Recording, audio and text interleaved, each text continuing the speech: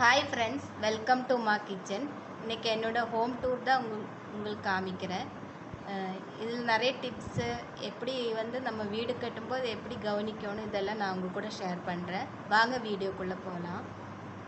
Hi friends, நீங்கள் நம்ம channel புதுசாக பார்க்குறவங்களா இருந்தால் அது ரெட் கலர் பட்டனே அழுத்திடுங்க.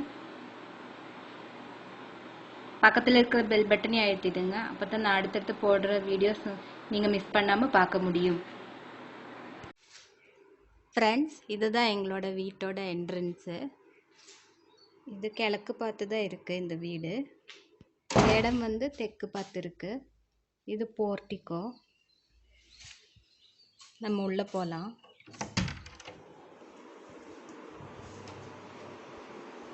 இதுதான் ஹாலு, எங்களோட ஹாலு.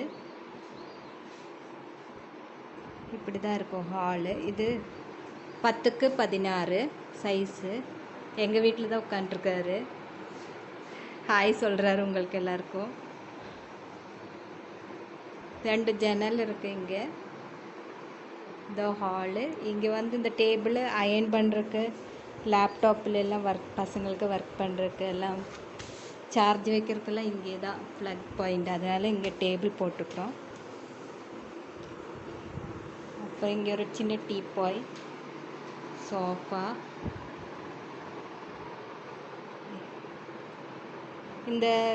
இந்த சோஃபா நான் எப்படி க்ளீன் பண்ணுறது கூட இந்த வீடியோ கூட இன்க்ளூட் பண்ணுறேன். எப்படி நான் மெயின்டைன் பண்ணுறதுன்னு நான் இன்க்ளூட் பண்ணுறேன். இது ஒரு ரூமு தான்.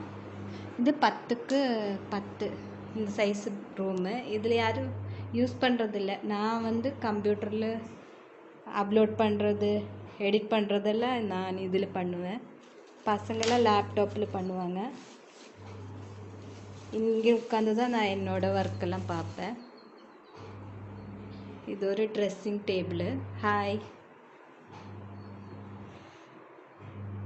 இங்கே ஒரு வார்ட்ரோப் இருக்குது. கெஸ்ட் யாராச்சும் இந்த பெட்ரூமில் படுத்துப்பாங்க. நான் இங்கே தைப்பேன் உட்காந்து. நான் தான் மோஸ்ட்லி இந்த ரூம் ஜாஸ்தி யூஸ் பண்ணுவேன். இங்கே ஒரு பாத்ரூம் இருக்குது, லேட்ரின் பாத்ரூம். இது இங்கே மிஷின் வச்சுட்டேன். இப்போ நம்ம அடுத்த ரூம் பார்க்கலாம். இதில் ஒரு ஷெல்ஃப் இருக்குது. இதில் பசங்களோட புக்ஸ் எல்லாம் வச்சுருக்கேன். அப்புறம் கொஞ்சம் சோப் ஐட்டம் அதெல்லாம் பாத்ரூம்க்கு யூஸ் ஆகிறதெல்லாம் இங்கே வச்சுருக்கிறேன். அப்புறம் அவங்களோட ஷேவிங் இது மேலே யூஸ் பண்ணாததெல்லாம் தூக்கி மேலே வச்சுட்டேன். இங்கேயும் மேலே ஒரு லாஃப்ட் கொடுத்துருக்காங்க. இது நிறைய நல்ல டெப்த் இருக்குது. நம்மளுக்கு வேண்டாத பொருள் எல்லாம் உள்ளே போட்டுடலாம், தெரியவே தெரியாது. இங்கேயும் ஒரு லாஃப்ட் இருக்குது பாருங்கள். இதுலேயும் நம்மளுக்கு நிறைய திங்ஸ் உள்ள அடங்கிடும், எதுவுமே வெளியே இருக்காது. இதில் ஒரு கோட்டு போட்டுக்கலாம், சின்னதாக 2 பேர் படுக்கலாம் தாராளமாக. இன்னொரு ரூம் பார்த்துக்கலாம். 2 பெட்ரூம் தாங்க. இங்கே தான் டிவி யூனிட்டு. இது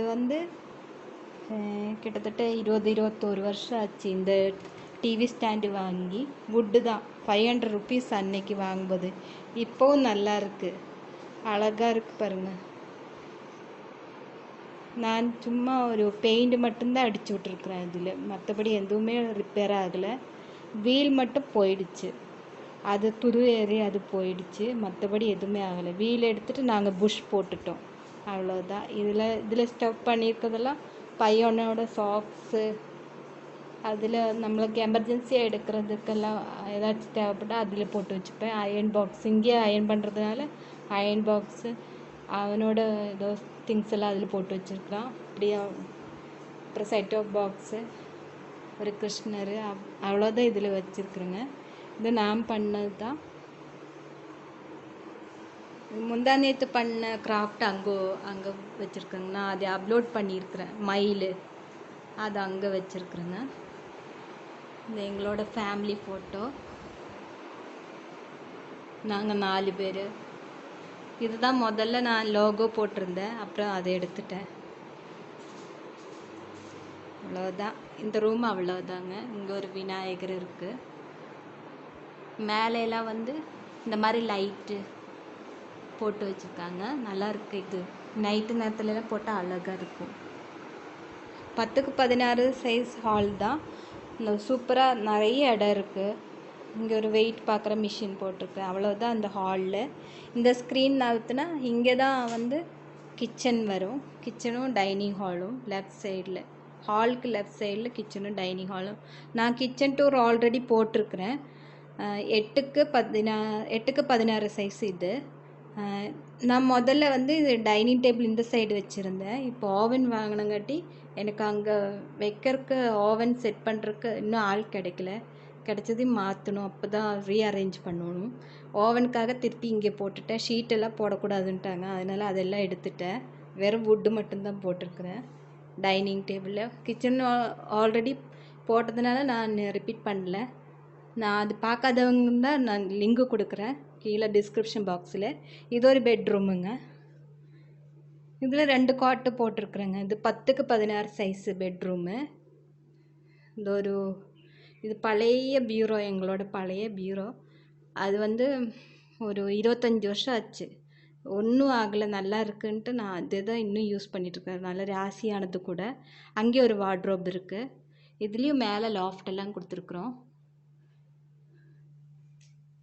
ரொம்ப லோ பட்ஜெட்டில் கட்டின வீடு தான். ஆனால் சூப்பராக கட்டி தந்துருக்காரு எங்களுக்கு. அப்படி ஒரு என்ஜினியர் அமைஞ்சுது. இங்கே ஒரு ஷெல்ஃப் கொடுத்துருக்காங்க.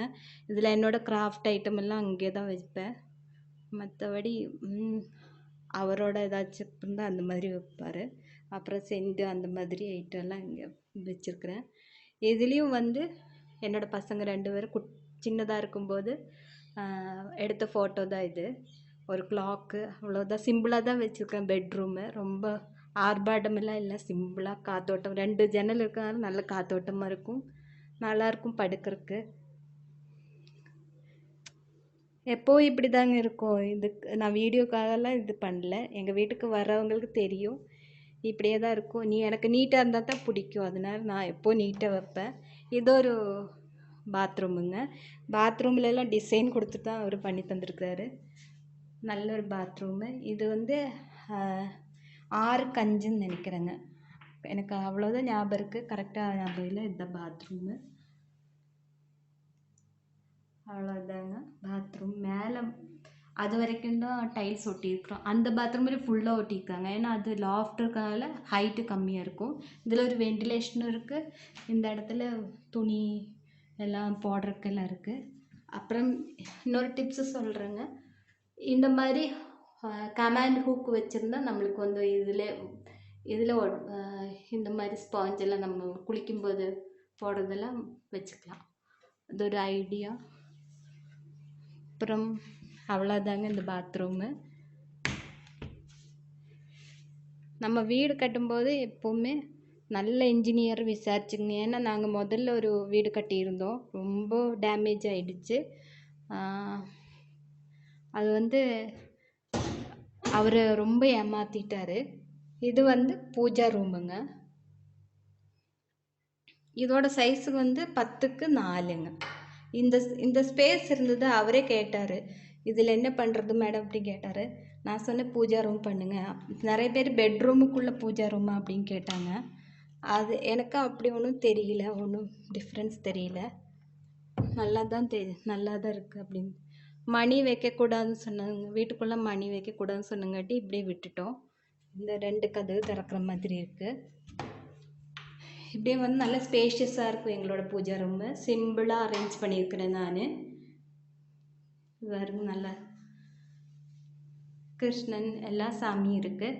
நம்மளுக்கு தேவையான திங்ஸ் எல்லாம் அங்கேருந்து எடுத்துக்கலாம். எண்ணெய் குமிய வேண்டியதில்லை. இங்கே இருக்குது கீழே. இருந்தாலும் அங்கே வந்து இந்த எப்பாச்சும் எடுக்கிற இந்த விளக்கு அந்த மாதிரி ஐட்டம் எல்லாம் தான் உள்ளே வச்சுருக்கிறேன். காமிக்கிற ஒன்றும் இருக்காது. இந்த ஊதுபத்தி எல்லாம் நிறைய வாங்கி வச்சா அந்த மாதிரி தான் இருக்கும். வேறு ஒன்றும் அவ்வளோக்கு இருக்காது அதுக்குள்ளே. இவ்வளோதாங்க இந்த பூஜா ரூம் அரேஞ்ச்மெண்ட்டு. அப்புறம் வீடு கட்டும்போது கவனிக்க வேண்டிய விஷயம் சொல்கிறேன் நான். பிளான் போடும்போதே ஃபஸ்ட்டு வந்து நம்ம இடத்த வந்து வீண் பண்ணாமல் எப்படி கட்ட முடியும். இது ஃபஸ்ட் நான் மூணே கால் சென்ட் தான் இந்த இடமே இருக்குது. இதில் இவ்வளோ பெரிய வீடு கட்டிட்டோம். நீங்கள் போர்ட்டிக்கோ பார்த்தீங்களா, அந்த இடம் தான் இருக்குது. சைட்லலாம் 1 அடி 1.5 அடி இப்படி தான் விட்டு கட்டியிருக்கிறோம். பேக் சைடு 2 அடி, முன்னாடி 2 அடி. இந்த இடம் மட்டும் 1 அடி 1.5 அடி அவ்வளோதான் விட்டுருக்குறோம். மற்றபடி சுற்றி வீடு நல்லா கட்டியாச்சு. என்ன தெற்கு பார்த்தங்காட்டி இப்படி அமைஞ்சது வீடு. இல்லைன்னா வடக்கு ஏதாச்சும் இன்னும் நல்லா அமைஞ்சிருக்கும். அப்புறம் என்ன கவனிக்க வேண்டியதுன்னா, நம்மளுக்கு முதல்ல அவர்கிட்ட என்ஜினியர்கிட்ட உட்காந்து, நல்ல என்ஜினியரை யார் சஜெஸ்ட் பண்ணாலும் அவர் கட்டின வீடை சுற்றி பாருங்கள். அப்புறம் உங்களுக்கு என்னெல்லாம் போடுவீங்க, என்ன கம்பெனி, இப்போ எக்ஸாம்பிள் சொல்கிறேன், இதெல்லாம் நல்ல கம்பெனிங்க, ஒன்றும் ஆகாது. சுவிட்ச் போர்டு இதெல்லாம் நல்லா கவனிச்சுக்குங்க. என்ன போடுவீங்க அப்படின்னு சொல்லிட்டு, என்ன மெட்டீரியல் எடுக்கிறீங்க, வெட்ரிஃபல் டைல்ஸு எப்படி இருக்கும் முதல்ல நீங்கள் போய் பாருங்கள். இல்லை நீங்கள் உங்களுக்கு என்ன டைல்ஸ் வேணுமோ அதை அவர்கிட்ட சொல்லுங்கள். நீங்கள் பேசுங்க, ஃபஸ்ட்டு நல்லா பேசுங்க. எங்ககிட்ட இவ்வளோதான் பட்ஜெட்டு, அதுக்குள்ளே என்ன பண்ண முடியுமோ அவ்வளோ நீட்டாக பண்ணுங்க அப்படி சொல்லி முதல்ல பேசுங்க. அப்புறம் நல்ல பிளான் நீங்களே ஒரு 10 தடவை வரைஞ்சி பாருங்கள். அப்புறம் டிசைட் பண்ணுங்கள் என்ன மாதிரி வீடு கட்டணும் அப்படின்ட்டு. இதெல்லாம் தான் என்னோடய சஜஷன். நாங்கள் அப்படி தான் கட்டினோம், அதனால தான் உங்கள் கூட ஷேர் பண்ணுறேன். அவ்வளோதாங்க எங்கள் வீடு. மேலேயும் இது கிச்சன்லேயும் மேலே லாஃப்டெல்லாம் இருக்குது. எத்தனை சாமான் வேணாலும் மேலே போட்டுக்கலாம். பழைய அண்டா குண்டா அதெல்லாம் தூக்கி மேலே போட்டால் நம்மளுக்கு தேவையேப்படாது. தேவையானது மட்டும் இங்கே போட்டால் போதும். கீழே இல்லைன்னா கஜன்னு இருக்கும். இப்போ சின்ன கிச்சனாக இருந்தாலும் நீட்டாக இருக்கும் பாருங்கள். நம்மளுக்கு தேவையில்லாமல் பாத்திரம் அதை அவாய்ட் பண்ணிவிடுங்க. கொஞ்சமாக புழங்குற அளவுக்கு யூஸ் பண்ணுங்க. இதெல்லாம் தான் எங்கெல்லாம் வீடு கட்டும்போது மிச்சம் பண்ண முடியுமோ அங்கெல்லாம் பண்ணுங்க. இதுதான் எனக்கு தெரிஞ்ச விஷயங்கள். அவ்வளோதாங்க ஃப்ரெண்ட்ஸ், எங்களோட வீடு எல்லோரும் பார்த்தாச்சுன்னு நினைக்கிறேன். நல்லா எல்லோரும் என்ஜாய் பண்ணியிருப்பீங்கன்னு நினைக்கிறேங்க. இந்த வீடு பிடிச்சிருந்தா லைக் பண்ணுங்கள், ஷேர் பண்ணுங்கள். எல்லாருக்கூடையும் உங்களோட கமெண்ட்ஸ் மறக்காமல் சொல்லுங்கள். இந்த வீடியோ பார்த்ததுக்கு ரொம்ப ரொம்ப தேங்க்ஸ். இப்போ வந்து நம்ம சீக்ரெட் இன்க்ரீடியன்ட்ஸ் வச்சு சோஃபா க்ளீன் பண்ணலாம். இது வந்து பாலிஷ் தான், ப்ரௌன் கலர் பாலிஷ். இந்த மாதிரி கெட்டியாக வீணாக இருக்கும். அதில் கொஞ்சோண்டு தேங்காய் எண்ணெய் ஊற்றிட்டு கொஞ்சம் கரைச்சி விட்டுட்டு நம்மளுக்கு தேவையான அளவு எடுத்துட்டு இந்த சோஃபாவில் அப்ளை பண்ண போதும். ஃபஸ்ட்டு வந்து நல்லா டஸ்ட்டு ரிமூவ் பண்ணிவிடுங்க, டஸ்ட்டெல்லாம் எடுத்துருங்க. அப்புறம் இந்த மாதிரி எந்த வுடன் சோஃபாவாக இருந்தாலும் இந்த மாதிரி க்ளீன் பண்ணலாம். பாருங்கள், இந்த இடத்துல எல்லாம் வெள்ளை வெள்ளையாக இருக்கும். அதெல்லாம் கொஞ்சம் டச் பண்ணிவிட்டு தொடச்சி விட்டால் ஃபுல்லாக பாலிஷ் பண்ண மாதிரியே இருக்கும். கொஞ்ச நேரம் ஒரு 1 hour காஞ்சா போதும். ஒரு பழைய க்ளாத் வந்து எடுத்து இப்படி நல்லா ரப் பண்ண போதுங்க.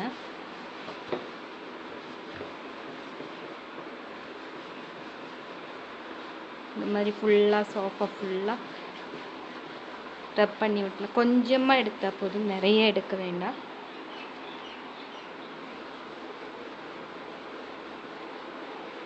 புது சோஃபா மாதிரியே ஆகிடும் இது.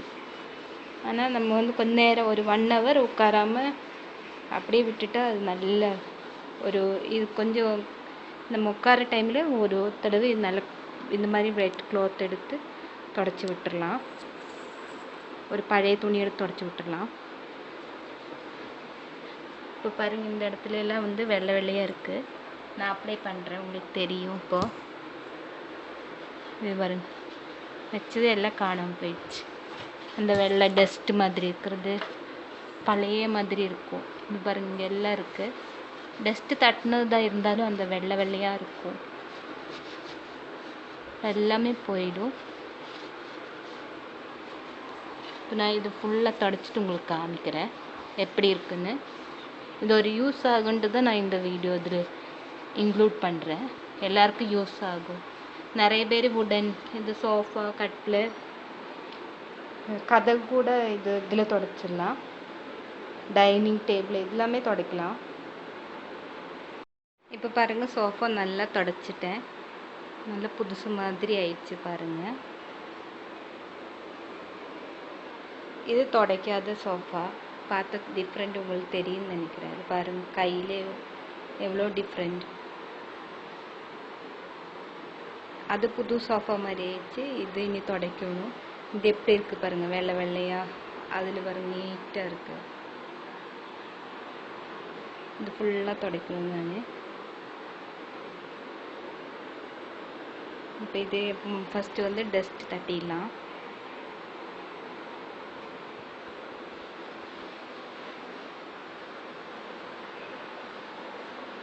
இந்த மாதிரி ஃபுல்லாக டஸ்ட் எடுத்துட்டு அப்புறம் நம்ம தேங்காய் எண்ணெயும் ஷூ பாலிஷும் மிக்ஸ் பண்ணி அடித்தா போதுங்க.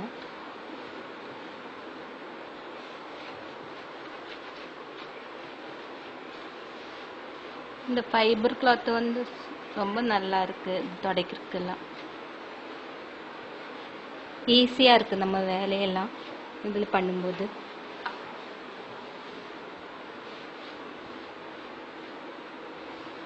நான் எல்லாம் இது தொடச்சிட்டு உங்களுக்கு காமிக்கிறேன். இப்போ மறுபடியும் நான் ஷூ பாலிஷ் எடுக்கிறேன். இந்த கெட்டியாக வீணாக இவங்க யூஸ் பண்ண மாட்டாங்க. அதை நம்ம தேங்காய் எண்ணெயில் நல்லா கரைச்சிடலாம். கொஞ்சமாக போதுங்க. 1 டீஸ்பூன் அளவுக்கு தேங்காய் எண்ணெய் ஊற்றிட்டு நல்லா இது கரைச்சி விட்டுடலாம். இதில்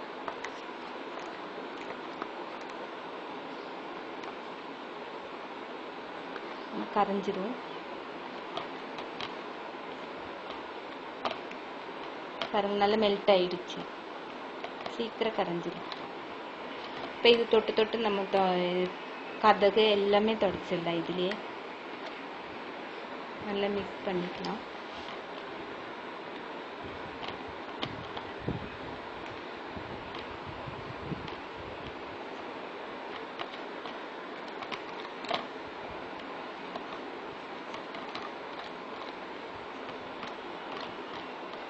பாருங்க, ரெடி ஆயிடுச்சு. இதில் டிப் பண்ணிட்டு தொடச்சிடலாம்.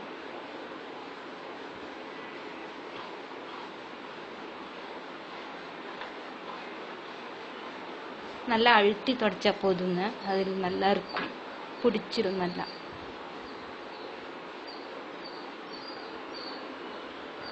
எல்லா இடத்துலையும் படுற மாதிரி பண்ணால் போதும்.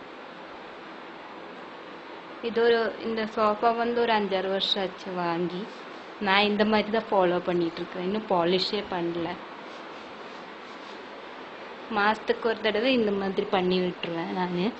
அப்புறம் அப்பப்போ டஸ்ட்டு தட்டி விட்டுருவேன், அவ்வளோதான். ஏன்னா இதில் பின்னாடி எல்லாம் போய் ஒற்றையெல்லாம் நிற்கும். அதனால் நான் அப்பப்போ எல்லாமே தட்டி வேக்யூம் போட்டு விட்டுருவேன். இந்த மாதிரி எல்லாமே தொடச்சிடலாம். நீட்டாக இருக்கும் பார்க்குறதுக்கு. இன்னொரு 10 நாளைக்கு இது திரும்பியே பார்க்க வேண்டாம். நம்ம டஸ்ட்டு அவ்வளோக்கா ஏறாது. இந்த பாலிஷ் ஸ்மெல்லுக்கு ஒற்றையெல்லாம் வரவே வராதுங்க. நல்லா இருக்கும். இப்போ நான் அது ஃபினிஷ் பண்ணிவிட்டு உங்களுக்கு காமிக்கிறேன். இப்போ பாருங்கள், எங்கள் கதகிலையும் நான் இதை அப்ளை பண்ணுறேன்.